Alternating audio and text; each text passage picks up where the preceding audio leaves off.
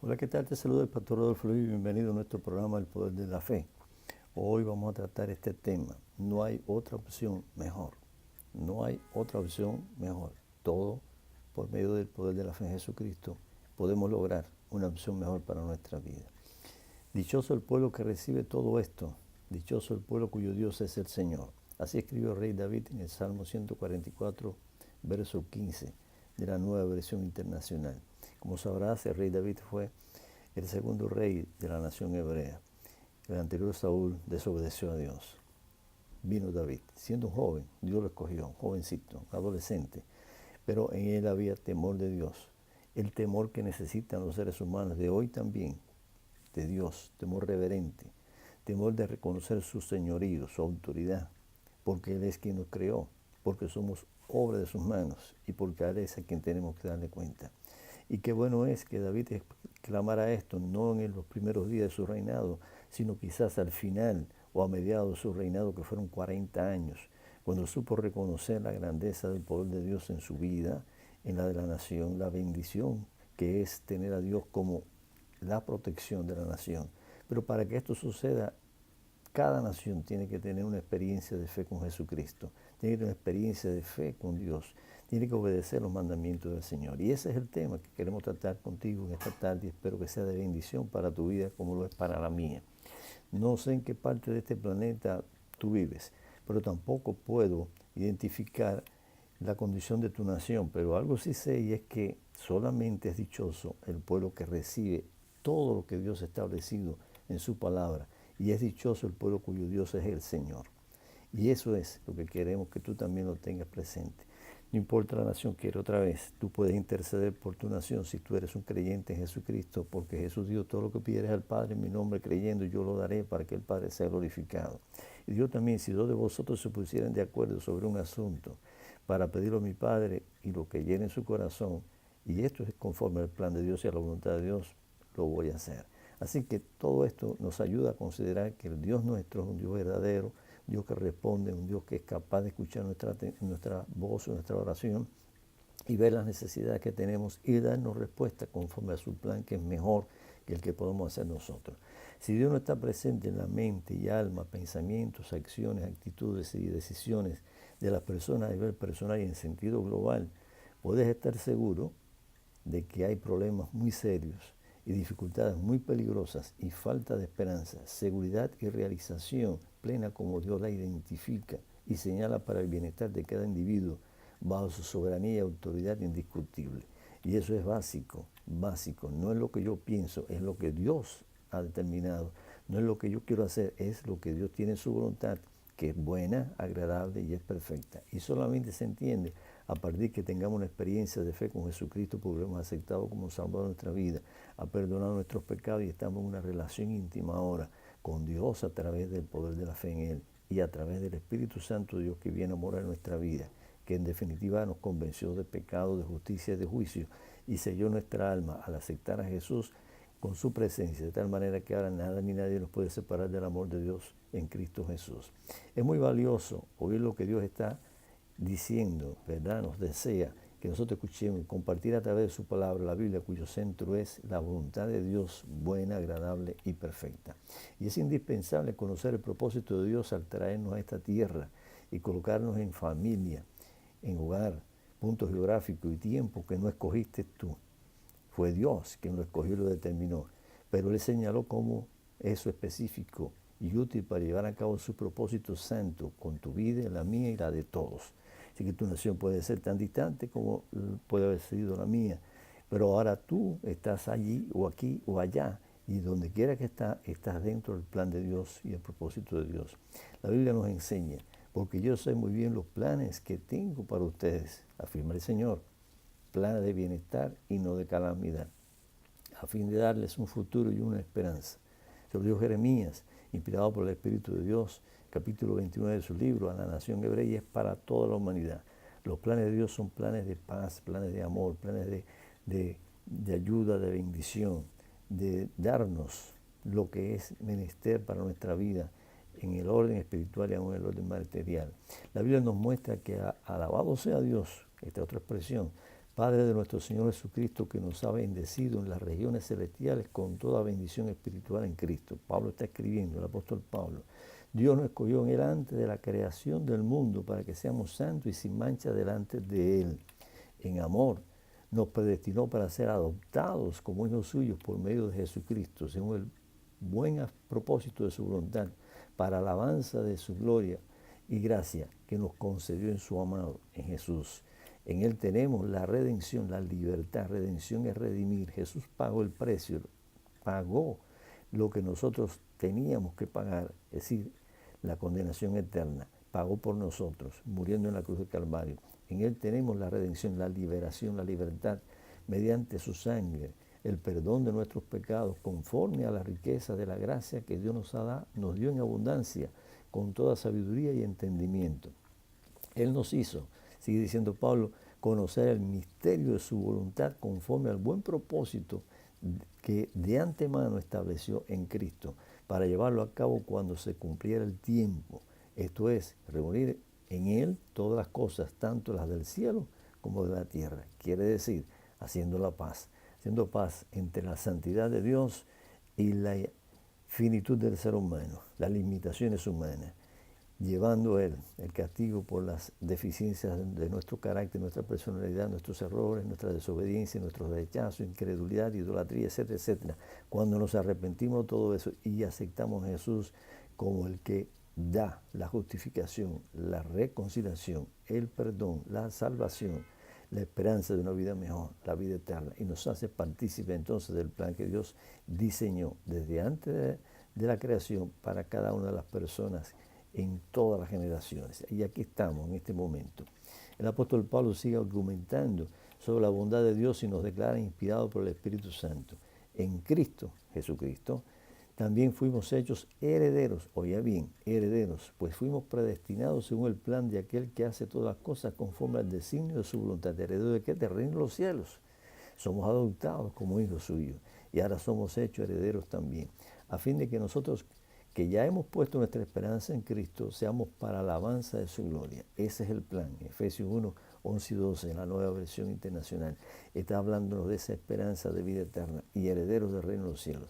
¿Te imaginas todo lo que Dios puede hacer con nuestras vidas para el bien de las demás personas? Lo que desea hacer con cada nación, tribu, lengua, sobre la tierra para conformarnos plenamente a su gloria y excelencia. Dios está dispuesto, lo hizo. En Jesús se hizo carne, dejó su gloria, se hizo igual que nosotros, vino como un ser humano igual que nosotros, se transformó a carne y sangre y tomó nuestra propia condición, limitado por tiempo y espacio, pero no limitado en su divinidad y en su santidad. Por eso su sacrificio es único y es útil, porque es capaz de liberarnos de las consecuencias de nuestros errores. Si hubiese sido pecador Jesús, no hubiera tenido sentido.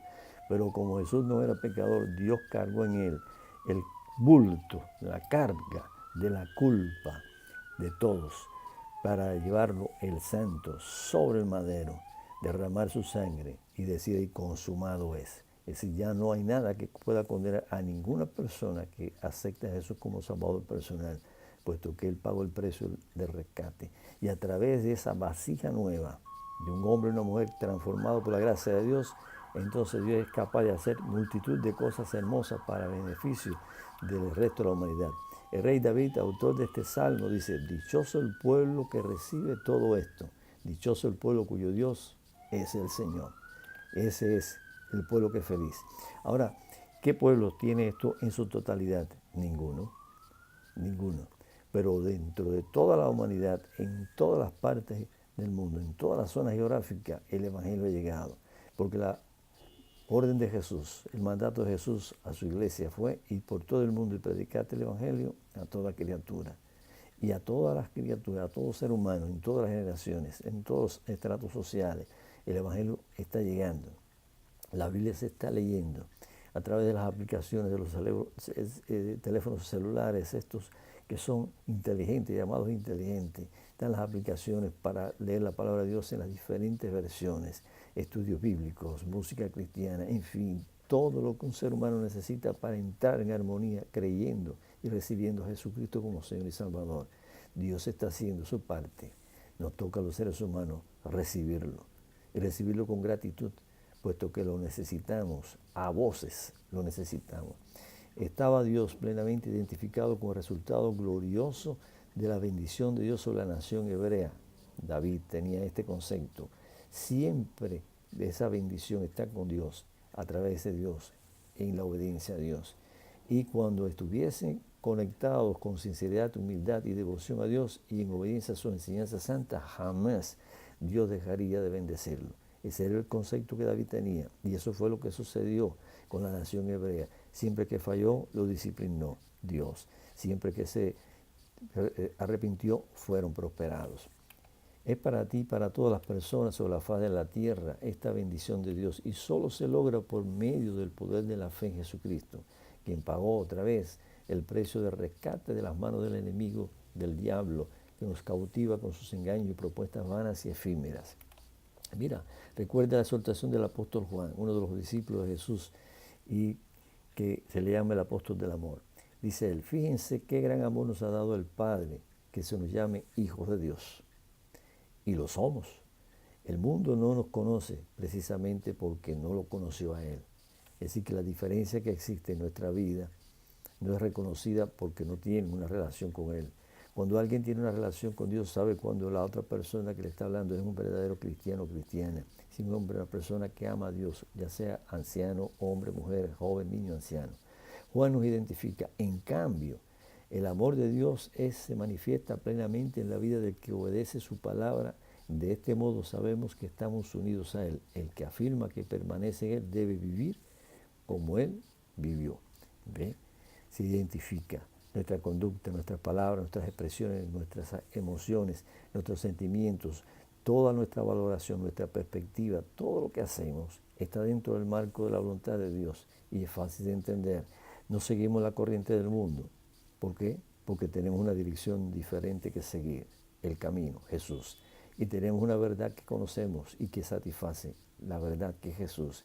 Y sabemos de la fuente de la vida eterna que ha transformado nuestra vida y que nos llena de la vitalidad espiritual y moral y también relacional para que podamos con Dios, para que podamos vivir en armonía también con nuestro prójimo.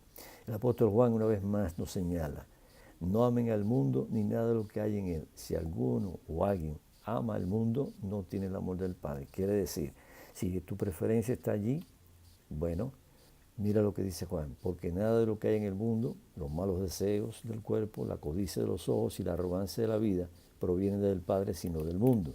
Y el mundo se acaba con sus malos deseos, pero el que hace la voluntad de Dios permanece para siempre. ¿Eso quiere decir que no vas a morir? Bueno, si viene Jesucristo antes, todos los cristianos somos arrebatados y los que han muerto van a ser resucitados. Pero si no fuera así, es decir, si partimos antes, aquel que cree en Jesucristo, aquella que cree en Jesucristo va directamente su alma, su espíritu a la presencia de Dios. Y un día su cuerpo se levantará. Cuando Jesús venga a buscar, viene esa alma y ese espíritu del cuerpo que se levanta incorrupto, perfecto. Es lo que Cristo hizo. Al tercer día de su muerte resucitó. Y resucitó idéntico como estaba en cuerpo. Lo que quiere decir que eso mismo va a ser con nosotros. Él dijo, yo soy la resurrección y la vida. El que en mí cree, aunque esté muerto, vivirá. Y el que cree en mí y vive, no morirá eternamente. Eso es lo que Dios ha prometido y nosotros lo creemos. Lo hizo allí en el Evangelio de Juan capítulo 11, donde se narra la historia de la muerte de Lázaro y la resurrección por medio de Jesucristo. Bueno, el mundo va a acabar. Y tú y yo vamos a pasar. Y todas las cosas van a pasar, menos la iglesia, los que formamos parte de la iglesia de Jesucristo, porque la iglesia es eterna. Ese es el nuevo pueblo de Dios, entre hebreos convertidos a la gracia de Dios por medio de la fe en Jesucristo y los de todas las naciones, eso se le llama gentiles, en la palabra de Dios, convertidos por aceptar a Cristo como Señor y Salvador.